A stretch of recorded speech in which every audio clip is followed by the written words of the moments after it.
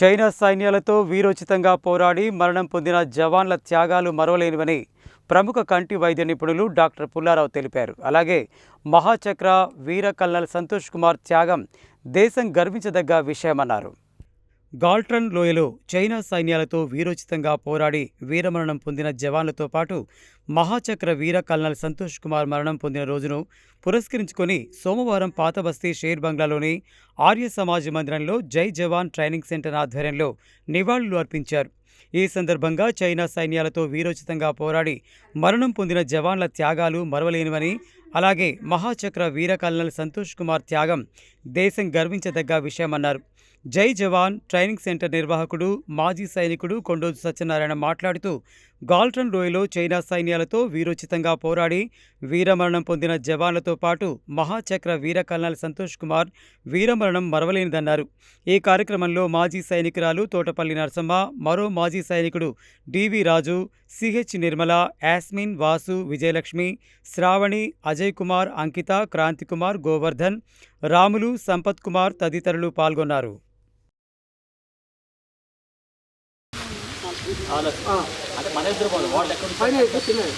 महावीर चक्र कल्नल भी संतोष बाबू ఒక్కసారి ఆ యొక్క అమరవీరుడు కల్నల్ సంతోష్ బాబుకి మరి వాళ్ళ ఆత్మకి శాంతి కలగాలని చెప్పేసి మనందరం కోరుకోవాలా.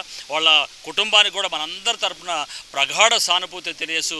మీరందరూ కూడా స్ఫూర్తిదాతలుగా ముందుకు రావాలని చెప్పేసి మరి నన్ను ఈరోజు పిలిచి సత్యనారాయణ గారు ఈ వేదిక దగ్గర పిలిచి ఒక గెస్ట్గా నన్ను పిలువన్నారు. మీ అందరిని చూస్తుంటే నాకు చాలా సంతోషంగా ఉంది.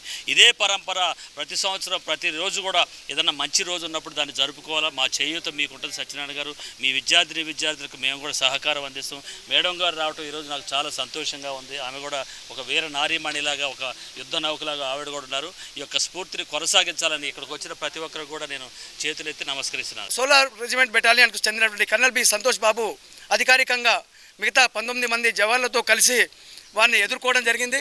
అక్కడ ఏమాత్రం ఫైరింగ్ జరగలేదు.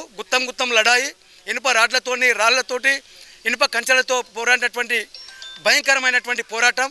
అందులో మన 20 మంది జవాన్లకు కోల్పోవడం జరిగింది. అందులో కల్నల్ బి సంతోష్ బాబు గారు ఒక ఉన్నతాధికారితో పాటు 19 మంది మనం జవాన్లను కోల్పోయాము. వారి ఆత్మకు శాంతి చేకూర ఈరోజు మనం సంస్మరణగా జరుపుకోవడం జరుగుతుంది.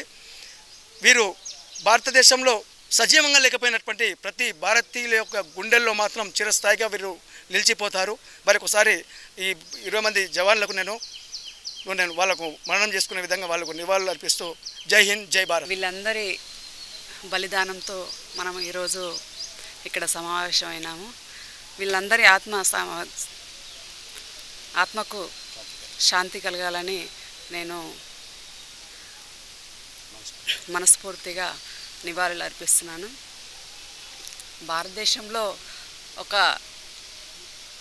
సెక్యూరిటీ అనేది చాలా ఇంపార్టెంట్.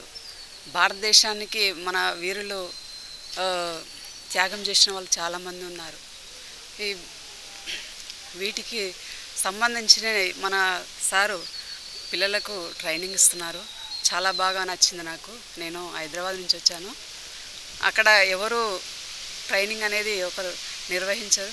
కానీ మన నల్గొండ డిస్టిక్లో ఈ ట్రైనింగ్ను ఈ విధంగా వాళ్ళకు సహకరిస్తున్నందుకు చాలా సంతోషంగా ఉంది.